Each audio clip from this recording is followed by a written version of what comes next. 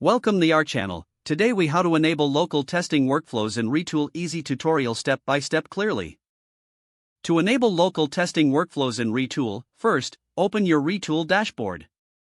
Next, navigate to the settings by clicking on the gear icon, usually located in the bottom left corner. In the settings menu, locate the local development section. Toggle the switch to enable local testing workflows. Secure your local environment by installing the Retool CLI if you haven't done so already.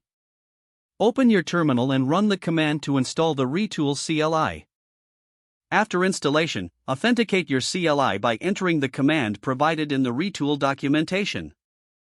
Once authenticated, create a new local project by navigating to your preferred directory.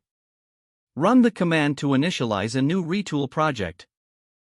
Follow the prompts to set up your project with a suitable name and configuration. Now, open Retool in your browser and navigate to your local project URL. You will see the Retool interface where you can start building your app. Create a new application or import an existing one for testing.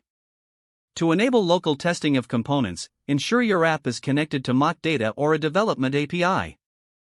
Make the necessary adjustments to your components to reflect the local environment. Test your configurations by previewing the app directly in your local setup. Make real-time edits and observe how they affect your application. Once your local workflows are tested and finalized, you can deploy back to the production environment with. This concludes the process for enabling local testing workflows in Retool. If the page does not load, refresh the browser or try again in a private or incognito window. Make sure you are using the correct email address, then retype it carefully to avoid small typos. If your password is not accepted, use the reset option and create a new strong password you can remember. Check your spam folder for verification or security emails, then complete any requested confirmation steps. Enable two-factor authentication if available to improve account security and reduce unauthorized access risk. After signing in, review your profile details so your contact information and settings are accurate and current. If you see an error message, note it down and try again after restarting your device and internet connection. Log out when you finish, especially on shared devices, to keep your account and payment information secure.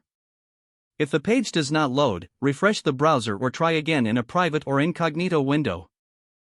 Don't forget to like this video and subscribe to our channel for more step-by-step tech guides.